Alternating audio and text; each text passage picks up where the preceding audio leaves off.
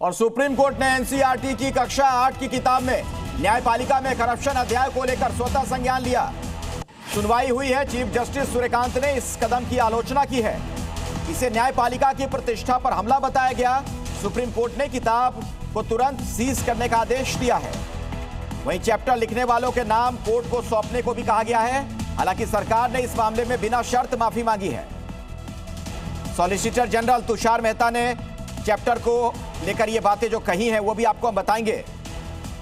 अरविंद सिंह के पास सीधे आपको लिए चलते हैं। हमारे सहयोगी इसी खबर पर कुछ और जानकारी आप तक पहुंचाएंगे। अरविंद, और क्या कुछ कहा गया अदालत में, क्या हुआ?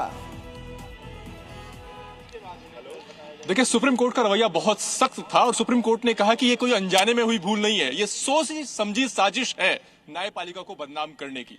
हालांकि एनसीईआरटी की तरफ से कहा गया कि वो इस चैप्टर को वापस ले रहे हैं। एसजी तुषार मेहता ने कहा कि वो बिना शर्त माफी मांग रहे हैं और इन चैप्टर को वापस ले लिया जाएगा। जिन्होंने इनको लिखा है उन्हें मंत्रालय में फिर कोई दूसरा काम नहीं दिया जाएगा। लेकिन सुप्रीम कोर्ट ने कहा कि हम इस स्टेज पर आपकी माफी को स्वीकार नहीं करते।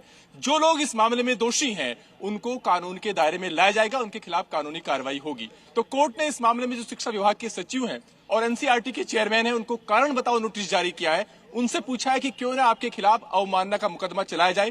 कोर्ट ने एनसीईआरटी के चेयरमैन से कहा है कि वो उन लोगों के नाम दे जिन्होंने आर्टिकल लिखे हैं और कोर्ट ने साथ में यही कहा है कि इस चैप्टर को तैयार करते वक्त जो मीटिंग हुई उसका ब्यौरा कोर्ट के सामने रखा जाए। कोर्ट ने इस किताब को पूरी तरीके से बैन कर दिया है और कोर्ट ने ये कहा है कि जो इसकी प्रिंट कॉपी है या फिर डिजिटल कॉपी है उनको वापस लिया जाए। इस किताब पर पूरी तरीके से बैन रहेगा। इस किताब को जो भी सर्कुलेट करेगा उसे कानूनी कार्रवाई का सामना करना होगा। बहुत धन्यवाद। उत्तर प्रदेश के मेरठ से सनसनीखेज वारदात यहां पर सामने आई है। यहां पत्नी के कथित प्रेम संबंधों से नाराज एक सिरफिरे पति ने बीच सड़क पत्नी के प्रेमी की गोली मारकर हत्या कर दी। वारदात सीसीटीवी कैमरे में कैद है। तस्वीरें मेरठ की हैं, जहां दिन दहाड़े बीच सड़क पर गोलियां गूंज उठी। एक शख्स ने दुस्साहस की सारी हदें पार करते हुए अपनी पत्नी के कथित प्रेमी को सीने में 3 गोलियां मार दी। बताया जा रहा है कि आरोपी को अपनी पत्नी के सुरेंद्र के साथ संबंधों की जानकारी मिली थी, जिसके बाद वो आग बबूला हो गया। मौके पर पहुंचा और बिना किसी डर के ताबड़तोड़ फायरिंग कर दी।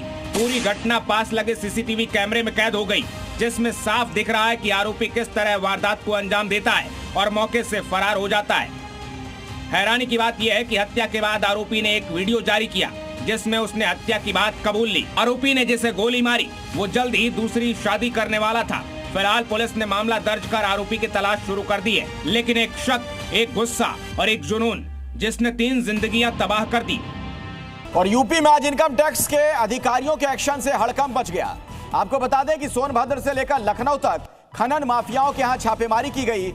बसपा के एकमात्र विधायक उमाशंकर सिंह भी इस एक्शन से अछूते नहीं रहे। ये कार्रवाई इतने सीक्रेट तरीके से हुई कि किसी को कानो कान खबर नहीं लग सकी।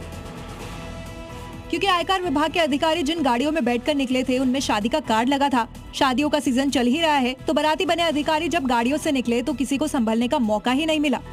सोनभद्र जनपद का ओबरा नगर क्षेत्र जो है खनन व्यवसायियों का आवासीय परिसर है और वहीं पर एक छापेमारी की कार्रवाई चल रही है। आईटी के रडार पर बसपा विधायक उमाशंकर भी थे। यहाँ भी सुबह सुबह गाड़ियों का एक बड़ा काफिला अचानक से उनके घर पर आ पहुँचा। सिर्फ घर ही नहीं, उमाशंकर सिंह के अलग अलग ठिकानों पर, उनके ऑफिस पे, उनके दूसरे आवास पर ये छापेमारी हुई है। आप देखिए तस्वीरों में तो गाड़ियों से पहुँचे हुए हैं 8 गाड़ियों से इनकम टैक्स के लोग। इस कार्रवाई से सियासी गलियारे में हड़कंप मच गया है।